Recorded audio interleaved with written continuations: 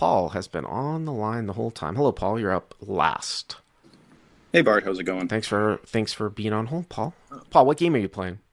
Yeah, so I'm playing 2-5. Okay. This is about a month ago when I was in the shot taking phase of that. But we're about 1,300 effective, eight-handed at MGM National Harbor here in DC. MGM National Harbor. Again, I actually did a meetup there many, many years ago, back in the day.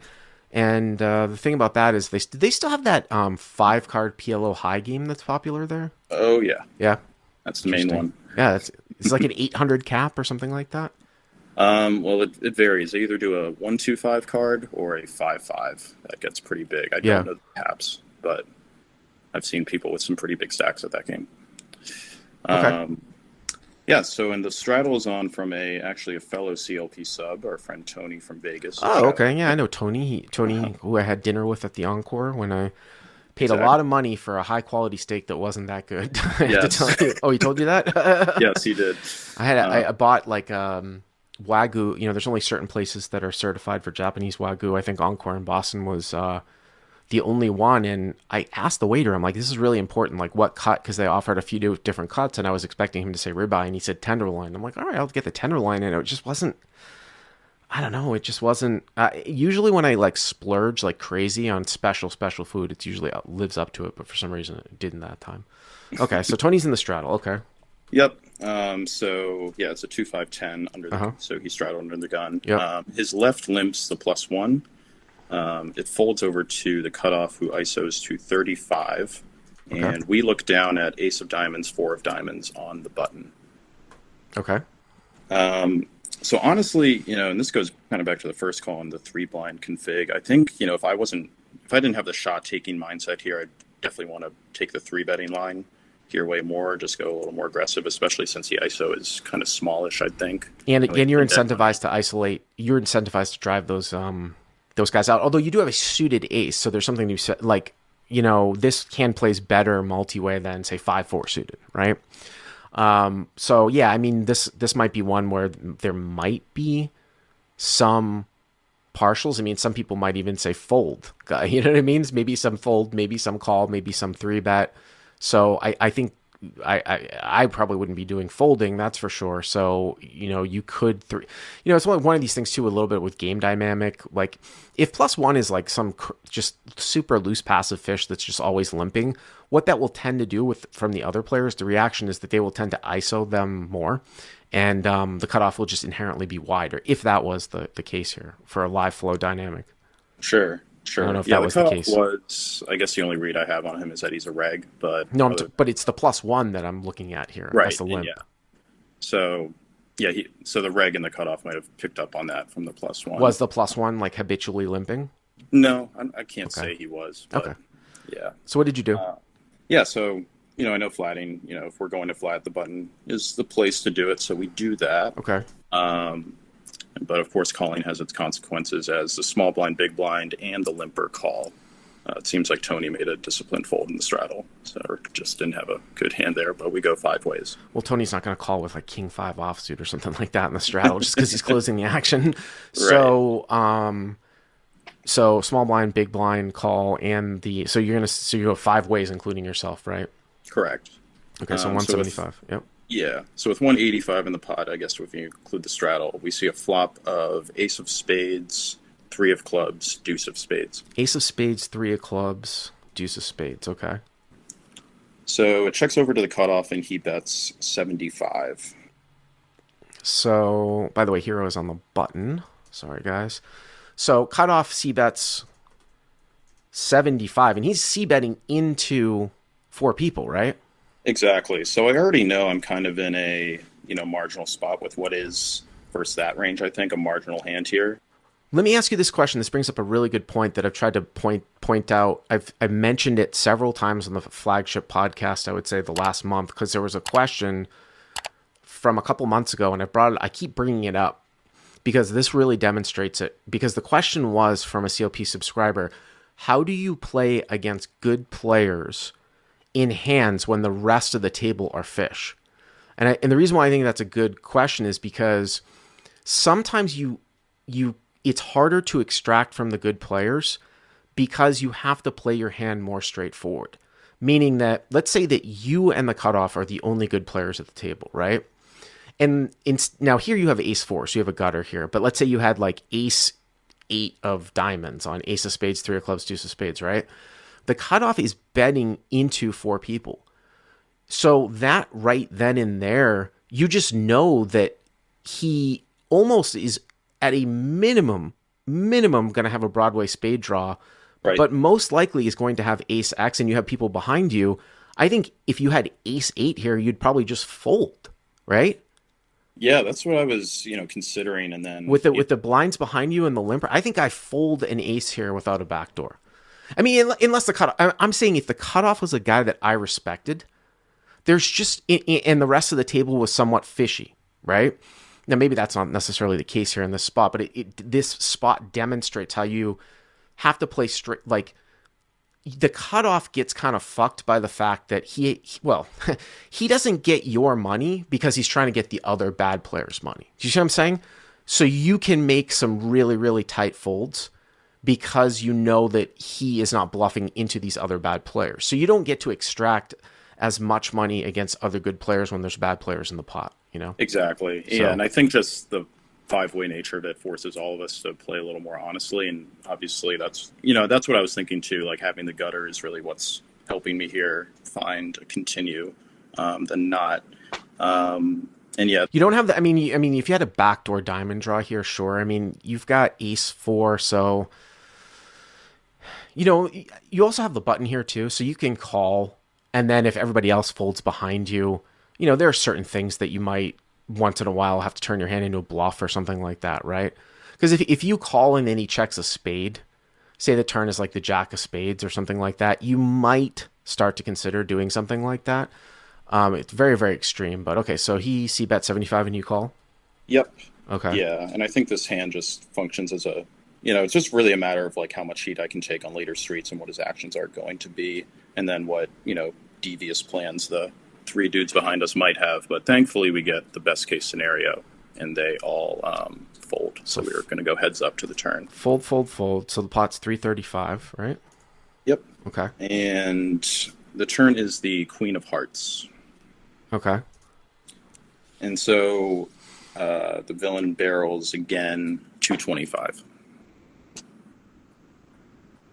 And so I think there's nothing especially new here. Like I think the hand still functions as a bluff catcher. Should I continue? Well, I mean, it's new in the sense that there wasn't a ton that you picked up, but you didn't pick up your straight, you didn't pick up your aces up, and the only bluff here, boy, I just wonder if, so I mean, like I said, the primary bluff, if he does even bet that into four people, would be like Broadway spades. So if he's structuring correctly, so you've got like king 10 of spades, king jack of spades, something like that. If he had like king queen here, like say for example he had like king queen of spades or queen jack of spades, right? Let's say that, and he thought that you were going to be three betting off most of your big aces, right?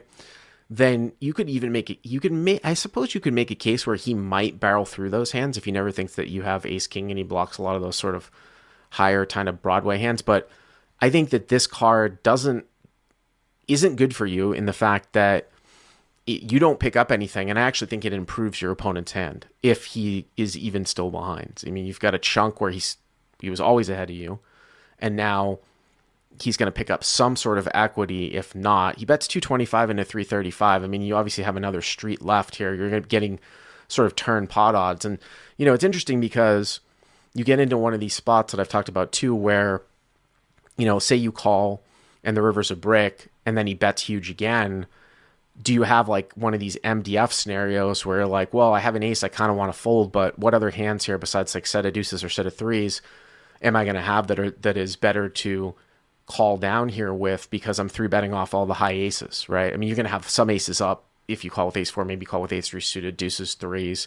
But if you three bet off ace queen, ace king, I don't know, maybe you call, I don't know if you're calling with like ace 10 off or ace jack off or something like that. It sounds to me like you called.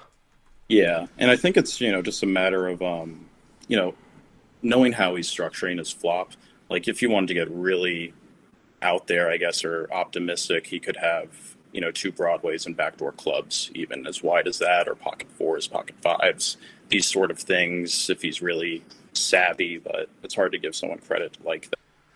Yeah, I suppose he could have, but that is an awfully. I mean, listen, I'm sure you listen. I mean, just did a 3-part CBET podcast series, and I don't even know if there were scenarios where I advocated for like c-betting into 4 people, unless the board was very top pair dynamic. And I defined it top pair dynamic by being, okay, like if it's 9 deuce 4, where you've got like Jack 10 suited with the backdoor, Queen Jack or something like that, where you're going to be able to represent there's going to be a lot of board changing cards to what is top pair now, but usually not on ace high boards, right? Because those are somewhat static. Plus you called next to act 2, which is super strong, right?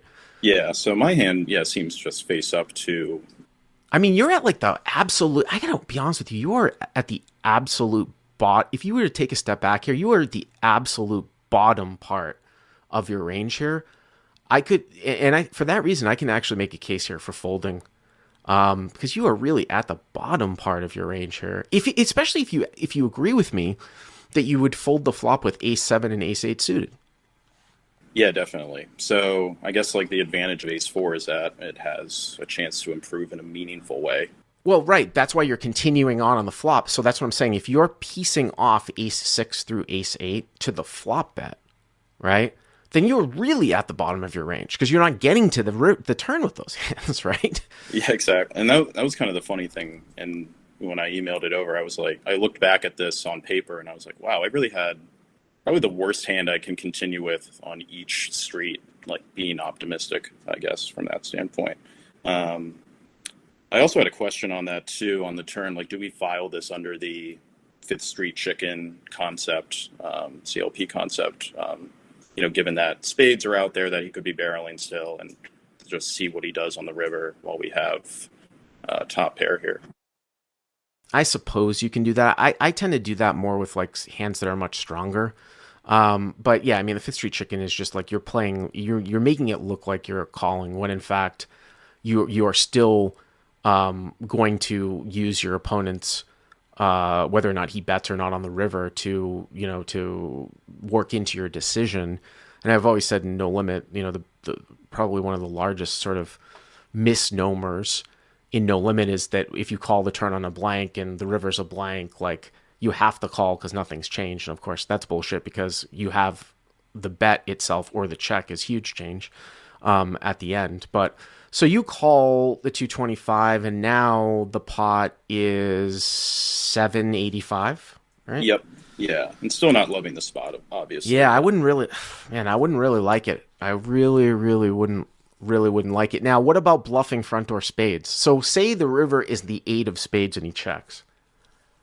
Let me ask you this question. If the river is the 8 of spades and he checks, do you think there's any way that you could win? So I don't think so, but I'm also against, if I want to turn my hand into a bluff, it has to at least have, some good blocking properties, I'd feel like, or else. Yeah, but what blocking properties are you going to, like ace 10 off with the 10 of spades or something, or ace jack off with the jack of spades or something like that? Yeah, I guess it gets really nitpicky to see like what's better than the other, but I just wonder if a low spade comes and he checks, if you can ever win. You know what I mean? Because if he's structuring his flop c-betting reasonably, right? You know what I mean? All right, so it's 785 and the river? And the river is the 3 of hearts, so it pairs the board. Okay. So Villain thinks for a little bit longer than his flop and turn decisions, and he does put in the third barrel for 575. So cutoff bets 575 into 785, and now with ace 4, I suppose that you can sometimes chop against a better kicker, right? Like ace 10, ace jack. He sometimes might feel that he's protected.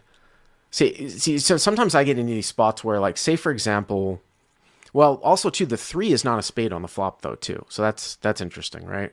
Not that you have much 3x, but there are certain situations where if I'm your villain and I have like ace jack or ace 10, right? And I've taken this line and you've gone, say, like call, and I think that there's a fair chance that you'd raise off with something strong by, say, the turn, and that you don't have ace king and ace queen because of preflop. I can put some pressure on you, being protected by the fact that the kicker, that it's ace three deuce queen three, because you might not want to call it chop, right, in a given spot. I mean, so there is that, but God, man, like I think it just goes back to like the bluff that I like, kind of going back to what you were saying, like the bluff that I would find here would be, if he's a reasonable structure, would be that sort of backdoor club. So you're thinking like you could have king jack or king 10 of clubs here. Well, probably not by the river, or once he puts in the turn bet, because that's not really going to be. Well, he picked up if he was structuring that. I mean, I wouldn't make that c bet on the flop against four people, but if he was structuring that way, king jack or king 10. I guess my case is that it's so rare for me to see somebody try to make a play like this as a bluff with a queen. Like if he ran into a queen, Absolutely. obviously he can have king jack and king 10 of spades too, Sure. something like that. But I mean, I still think I don't get here on the river, and now it's. I mean, I guess you're protected a little bit by the fact that the queen. So if you call here, so if you sometimes chop, it's 575 for like 400, and then sometimes if he has a bluff, it's not a good spot to be in. No, it's not. Yeah. I mean, is there something to be said for, I think he's just super polarized, tripling off and then the hand starting five ways. But he left belly, 300 or 400 behind. Wouldn't you think, or I would, this was what I was thinking, that if he had ace queen, even ace king, or in the spot or better, wouldn't he just go all in? And then if he had bluffs, wouldn't he just go all in to get me off pretty much exactly the hand that he should be putting me on, which is the one I have, or the type of hand that I have? And Well, I mean, that would be a factor of how often you're getting here with a weak ace, and whether or not the MDF says that you're supposed to call down with any ace in this spot. It's really hard to say that because, four ways, it's five ways, right? To say, quote unquote, sim a spot. I'm just kind of trying to think it through it. And I sort of revert back to my experience in a spot. Would I go all in here with like ace, king, ace, queen? I think if I thought that the guy was sticky enough where he's always going to call down with an ace, sure. And then the flip side to that is that the theory would go that I want to give you a worse price if I'm bluffing, so that I would also want to go all in to give you a worse price, right? With ace X, but I'm not exactly sure if that necessarily. I mean, he's still betting pretty chunky here at the end. Sure, sure. And also, like, I guess another case for not calling is like the 3 is not necessarily a great card for him to bluff on if he wanted to, because it just enhances, I think, the relative value of my top pairs. Now, some people are saying, what if you raised? Now, he only has like 300 left, though, right? Yeah, so there's no stack depth. If you were to raise and like represent, like, like you flopped like deuces full or something like that. So what did you end up doing? Yeah, so I kind of convinced myself that he could still maybe have, spades here, or at least, for the price, I felt like it was a good result to not have to pay the max to see if I'm good in this spot. Because I think there's other villains who would just really put me to the test and shove here a lot. So I did call. And then Will in the live chat says there's no way that this is an MDF call. I agree. I mean, I don't think the turn is the turn, I think I'm folding off for those reasons too. At the end here on the river, the only thing that's really changing sometimes is that sometimes you chop. Yeah. You know what I mean? So you did call. And I did call, and we did get a good result. I tanked for a while, and I called, and he flips over Jack 10 offsuit. And I think he had a spade, but I can't remember. So Jack 10 off with a spade. So that is one. I mean, obviously Jack 10 off is probably a little bit too. But there, a couple things going back to here too. Little subtle things that we learn about that. Like I said, going back to what I said on preflop, right? I wonder if the cutoff is over isolating here because +1 is a little bit splashy, right? We didn't necessarily think of possibly having an offsuit Broadway with a spade. That is way, way too wide, though, I think, for a c-bet on an ace-high board. Even if it was like king jack. I mean, king jack with the king of spades into four people. It's just, I mean, I suppose once in a great while. once in a great while, you could sort of pull that, but that would be sort of the primary kind of bluff. But I don't know. I would put that in my mental Rolodex because I think that that's way far too out there for that guy to see bet into four people. Definitely. Yeah, Yeah. definitely felt fortunate and got a good result there, but tough one. All right. Thank you very much for the call.